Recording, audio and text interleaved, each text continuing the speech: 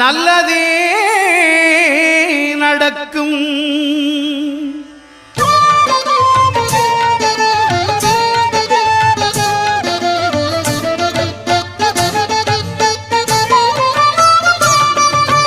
9 கோளும் ஒன்றாய் காண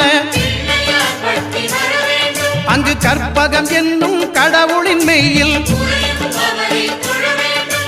9 கோளும் ஒன்றாய் காண அங்கு கற்பகம் என்னும் கடவுளின் மெய்யில்